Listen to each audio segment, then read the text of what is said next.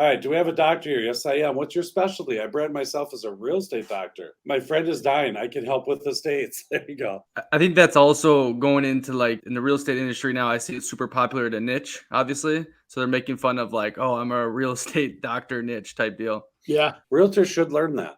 Realtors should get a niche and do what they're good at, because I think people sometimes tend to try to do too much, and that gets them in trouble. It's a lot easier to say after you've been in it for a long time and kind of did every niche that you could possibly be. I mean, Andy, you were a foreclosure specialist, you were a short sale specialist, you were a first time home buyer specialist. I mean, we all kind of do those things to be able to kind of find out where we fit in. Another way to look at that is just like any other business that wants to diversify their income streams, because if you only rely on one income stream, for an example, let's say you're a buyer's agent, the buyers are coming at you one at a time, and then the market slows down because you're only buyers, you don't have any listings. Having specialty, what I call like legs of your business, where maybe one of them is estate planning, and you partner up with a family attorney, and you actually, do estate planning, and you work with them so that you have a couple of transactions a year coming from that, area that you're investing your time and energy into. Everybody says, oh, I love to work with first-time buyers. Well, first-time buyers, there's lots of them out there. I mean, that is probably the easiest niche, if you want to call it that, to get into. But when you get into real specialties, like you start saying, I'm a real estate doctor, I assume you go to the doctor when you have a problem. So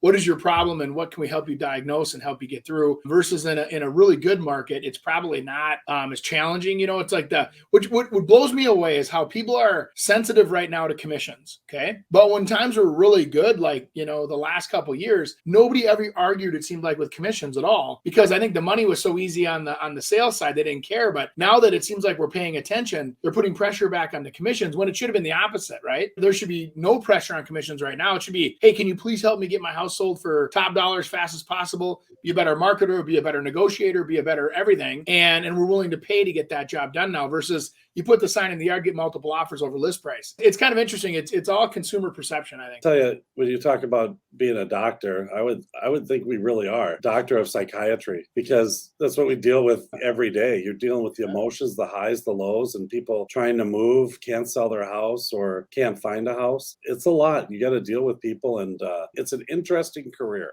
They feel like you should work all the time, no matter what, whenever. You should never have time off. You got to be prepared for every one of their problems. Sometimes you got to help them paint. Sometimes you got to do the landscaping. Sometimes you got to move furniture, just go in and stage. And sometimes you got to go and paint their cabinets. I mean, and then on top of all that, become best friends with everyone. Because like in real life, you think about being at the football party, hang out with everybody that's there. You might say hi to everybody, but to actually hang out where you invest your time and energy, a lot of people, they forget about the personality side of it. And we do a ton of analysis when we meet with our clients. We're observing that, like their personality type. What will they interact with? What will they work best with on our behalf? And then we kind of have to be a chameleon and adjust to the color that we're, or where we're hiding so we fit in.